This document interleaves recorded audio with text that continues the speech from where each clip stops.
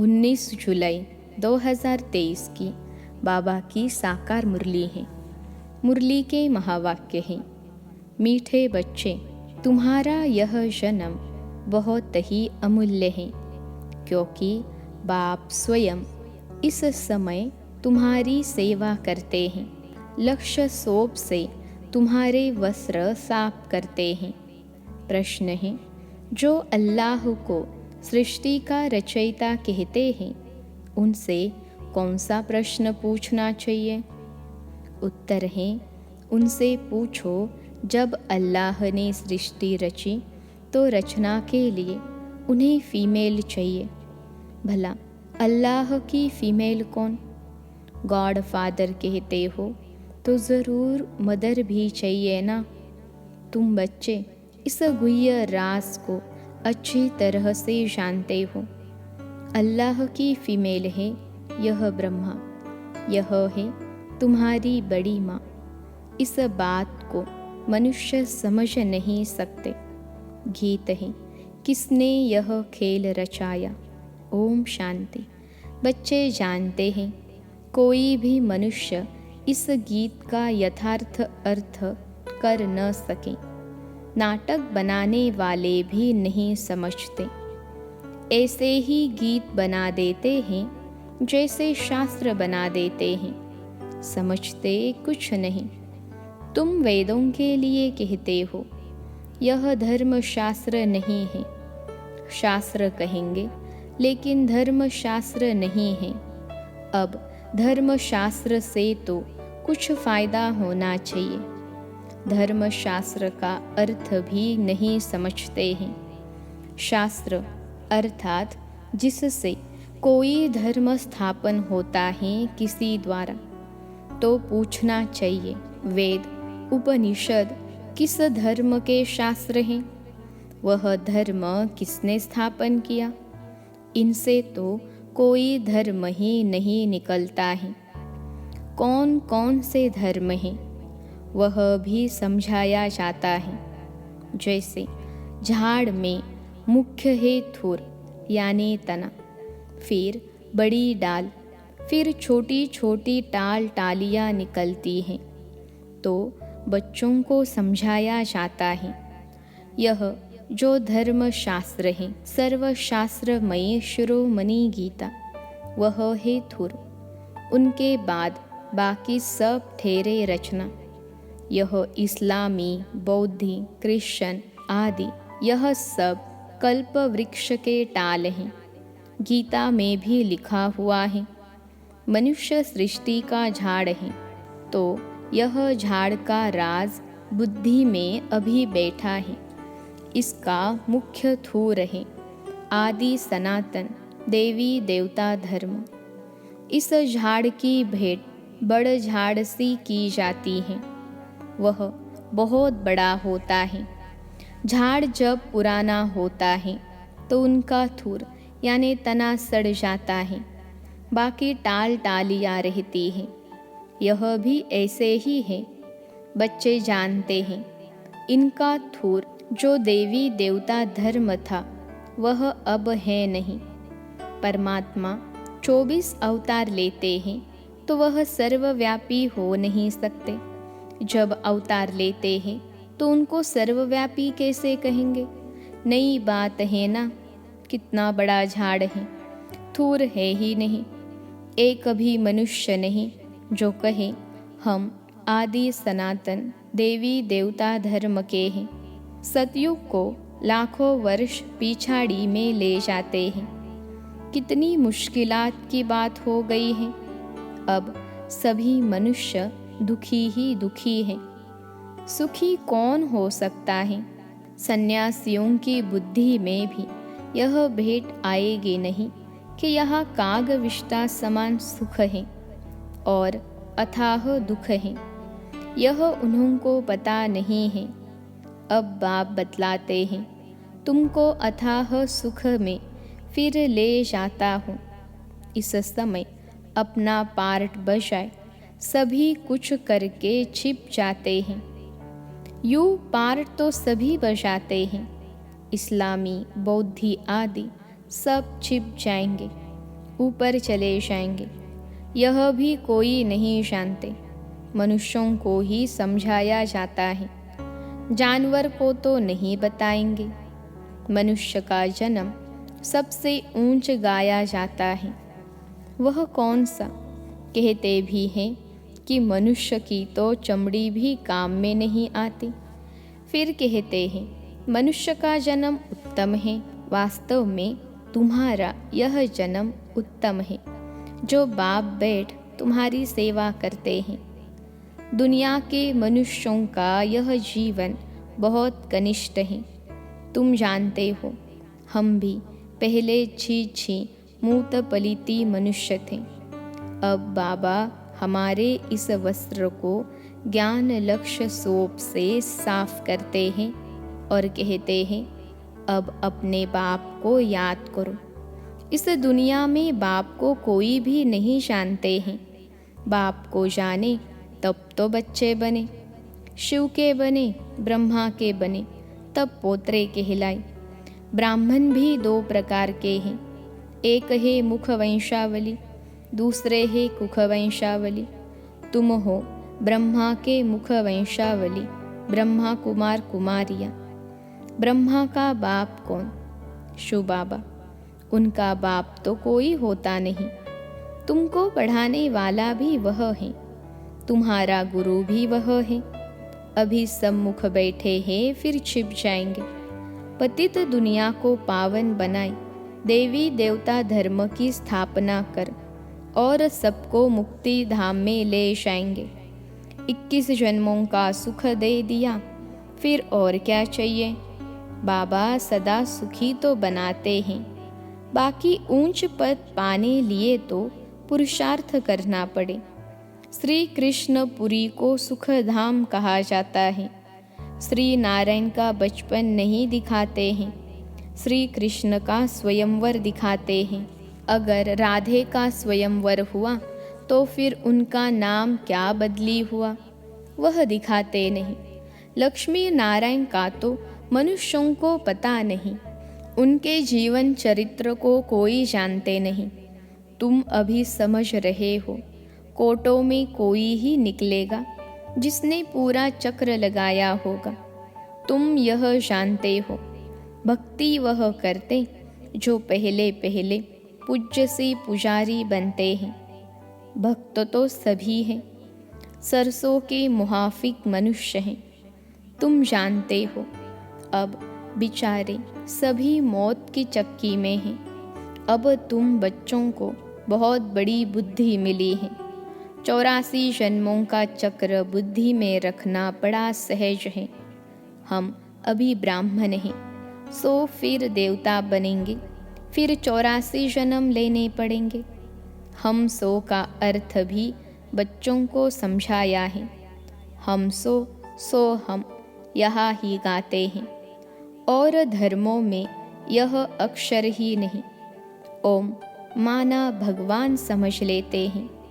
वास्तव में ओम अर्थात अहम आत्मा। वह फिर उल्टा कह देते, आत्मा सो परमात्मा। अच्छा, फिर क्या? हम शरीर तो है नहीं। परमपिता परमात्मा तो ऐसे कह न सके कि अहम आत्मा मम शरीर। वह बाप कहते हैं, अहम आत्मा तो बरोबर है, हमने यह शरीर लोन पर लिया है। यह हमारी जुत्ती नहीं है, हमारे पैर हैं नहीं, हमारे चरणों की पूजा हो नहीं सकती। कृष्ण के चरण हैं, हमारे तो है नहीं। मैं हूँ ही निराकार। यूँ तो आत्मा भी निराकार है, परंतु वह 84 जन्मों में आती हैं। मेरा तो शरीर है नहीं, मैं अशरीरी हूँ। तुमको भी कहता हूँ, अशरीरी बनकर मुझे याद करो। तुम जानते हो बाबा आया हुआ है, उनका क्या पार्ट है? पतित सृष्टि को पावन बनाना। निराकार तो जरूर कोई शरीर में आया होगा। मनुष्यों को पता न होने कारण उन्होंने फिर नाम लिख दिया है, फर्स्ट प्रिंस श्री कृष्ण का। अब श्री कृष्ण यहाँ कैसे आ सकता? यह समझकर फिर समझाना है। टैगोर आदि गीता की कितनी महिमा करते थे। वास्तव में यह श्री कृष्ण के बहुत जन्मों के अंत का जन्म है, जिसमें शिव बाबा बैठ गीता ज्ञान सुनाते हैं। बाबा कहते हैं, मैं छोटे बच्चे के तन में कैसे बैठ सुनाऊंगा। ज़रूर अनुभवी रथ चाहिए। ड्रामा अनुसार हमारा यह रथ मुकर्रर है। ऐसे नहीं कि फिर दूसरे कल्प में और रथ लूँगा। ब्रह्मा द्वारा ही स्थापना करेंगे। कल्प पहले भी तुम ब्रह्मा कुमार कुमारियों ने ब्रह्मा द्वारा वर्षा लिया था। अब बाप कहते हैं, और संग तोड़ मुझ संग जोड़ो। मेरा तो एक शिव बाबा, दूसरा न कोई। तुम मात पिता जिसकी इतनी महिमा है, अभी तुम उनके सम्मुख बैठे हो। विचार किया जाए, बरोबर हमको किसने रचा? कहते हैं अल्लाह ने रचा। तो ज़रूर अल्लाह की कोई फीमेल भी होगी। अल्लाह तो निराकार है, उनकी फीमेल फिर कहाँ से आई? तुम गॉड फादर कहते हो, तो फादर हमेशा रचता होता है। मदर ही न हो तो उनको फादर कैसे कहेंगे? बच्चा पैदा होता है तब ही फादर कहते हैं ना। यह किसको पता नहीं गॉड फादर की फीमेल कौन है। यह है सबसे गुह्य बातें। आदम बीबी दोनों हैं। आदम उनको कहेंगे तो फिर सरस्वती को बीबी नहीं कह सकते। वह बीबी हो तो फिर उनकी माँ कौन? यह बड़ी समझने की बातें हैं। बाप ही बैठ समझाते हैं। इस हिसाब से यह ब्रह्मा मेरी सजनी हुई। इनके मुख द्वारा रचता हूँ तुम बच्चों को। ब्रह्मा तन में प्रवेश करता हूँ उन्हों को संभालने लिए। फिर जगत अम्बा निमित्त बनी हुई है। आदि देव ब्रह्मा और जगत अम्बा सरस्वती, यह कौन है? विवेक कहता है ब्रह्मा की बेटी है, तो रचना कैसे रचे? ब्रह्मा द्वारा रचा तो यह है बड़ी माँ। फिर संभालने के लिए मम्मा भी है, बाबा भी है। पहले नंबर में सरस्वती जाती है। जगत अम्बा की कितनी महिमा है। अब तुम समझ गए हो। हम सो ब्राह्मण बने हैं। हम ईश्वर की गोद में आए हैं। इसमें भी दो प्रकार के हैं, सगे और लगे। एक ही माता के बच्चे तो सगे और लगे का सवाल ही नहीं उठता। यहाँ भला सगे और लगे क्यों कहा जाता है? कहते हैं जो सगे बनते हैं वो प्रतिज्ञा करते हैं हम पवित्र बन वर्षा लेंगे, तो ऐसे पवित्र ही गद्दी नशीन वारिस बनते हैं। लगे फिर प्रजा में चले जाते हैं। सगे तो बहुत बनेंगे, फिर उनमें भी नंबरवार होंगे। जितना जो पुरुषार्थ करेंगे वह माँ बाप के तख्त पर बैठेंगे। मम्मा बाबा तख्त पर बैठते हैं तो हमको भी तख्त मिलना चाहिए, परंतु बनेंगे नंबरवार। तो यह है योग की यात्रा। बाबा को याद करना है, स्वदर्शन चक्र फिराना है, आप समान बनाना है। मेहनत करनी पड़ती है आप समान बनाने में। बच्चियाँ परिचय देकर बाप के पास रिफ्रेश होने लिए ले आती हैं। बाबा देखते हैं कौन कौन बाप से पूरा वर्षा लेंगे और सब तरफ से ममत्व मिटाए एक तरफ लगाएंगे। जानते हैं बाबा हमको विश्व का मालिक बनाने वाला है। बाप कहते हैं हम तुमको स्वर्ग का मालिक बनाएंगे। फिर चाहे सूर्यवंशी चाहे चंद्रवंशी बनो। तो बाप अपने आप सब कुछ कर रहे हैं, फिर छिप जाएंगे। घड़ी घड़ी अवतार तो लेते नहीं हैं, उनको अपना शरीर ही नहीं है, वह एक ही बार आते हैं। तुम तो घड़ी घड़ी एक चोला छोड़ दूसरा लेते रहते हो।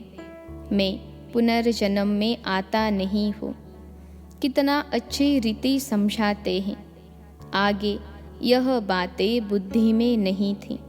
अनायास घर बैठे रास्ते जाते बाबा ने प्रवेश कर लिया। फिर मालूम पड़ा अब दिन प्रतिदिन सब बातें बुद्धि में बैठती जाती हैं। कहते हैं ना, हम 7 दिन का बच्चा हो, 2 मास का बच्चा हो। यह ज्ञान तो सेकंड में भी मिल सकता है। कितने बच्चे हैं, और कोई सत्संग नहीं होगा जहाँ इतने बच्चे हो। प्रजापिता ब्रह्मा और जगत अम्बा भी बाप के बेटे बेटी हैं, न कि मेल फीमेल इतने बच्चे कैसे पैदा करेंगे। कुख वंशावली की तो बात ही नहीं। जिन्होंने कल्प पहले मात पिता का बनकर वर्षा पाया है, वही आते रहते हैं। कलम लगती रहती है, बगीचा है ना। अभी देवी देवता धर्म के फूल तो है नहीं, बाकी सब जैसे कांटे हैं, चुभते हैं। यह कांटों की दुनिया है। बाप आकर कांटों से कली, कली से फूल बनाते हैं। श्रीमत पर नहीं चलते हैं तो फिर गिर पड़ते हैं। बाबा समझ जाते हैं, यह विकारों में गिर पड़ा। अभी तुम पतित से पावन बन रहे हो। बापू गांधी भी पतित पावन को याद करते थे, चाहते थे वर्ल्ड ऑलमाइटी अथॉरिटी का राज्य हो, सो तो बाप ही स्थापन करेंगे। तुम जानते हो, अब हमको इस कंसपुरी से कृष्णपुरी में जाना है। भारत में सतयुग था, लक्ष्मी नारायण का राज्य था। 5000 वर्ष की बात है। 5000 वर्ष से पुरानी चीज़ कोई होती नहीं। लाखों वर्ष की तो कोई चीज़ रह न सके। देखो, तुम बूढ़ी माताएं गुड़गांव से आई हो, मात पिता पास, जिनसे वर्षा मिलना है। बाप भी बुढ़ियों को देख खुश होते हैं। 5000 वर्ष पहले भी आकर वर्षा लिया था। सारा मदार पुरुषार्थ पर है। तुम बुढ़ियाएं इतना ज्ञान उठा नहीं सकती। यह दादा बूढ़ा तो बहुत अच्छा पढ़ता है। तुम समझती हो जवान सरस्वती माँ अच्छी पढ़ती हैं। अरे, यह तो ब्रह्मपुत्रा नदी है। यह तो ज़रूर जास्ती पढ़ते होंगे ना। यह बूढ़ा सबसे तीखा है। वह तो फिर भी बेटी हो गई। बुढ़ियों के लिए भी है बहुत सहज। बाबा को याद करते रहो। ओहो शु बाबा, कुर्बान जाओ, आप तो सुख धाम ले जाते हो। बस ऐसे खुशी में रहो तो भी बेड़ा पार है। हमेशा समझो, शु बाबा समझाते हैं, इनको छोड़ दो। ऐसे ही समझो, शु बाबा सुनाते हैं तो बुद्धि योग शु बाबा पास जाने से विकर्म विनाश होंगे। मम्मा भी शु बाबा से सुनकर सुनाती हैं। सदैव एक शु बाबा की याद रहे तो विकर्म विनाश होते रहेंगे।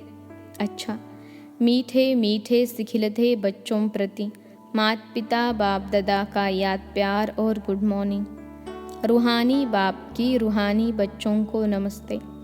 हम रूहानी बच्चों की सिखिलते रूहानी मात पिता बाप दादा को याद प्यार, गुड मॉर्निंग और नमस्ते बाबा नमस्ते। धारणा के लिए मुख्य सार पहली पॉइंट है, गद्दी नशिन पक्का वारिस बनने के लिए पवित्रता की प्रतिज्ञा कर सगा बच्चा बनना है और संग तोड़ एक संग जोड़ना है। दूसरी पॉइंट है, आप समान बनाने की सेवा करनी है।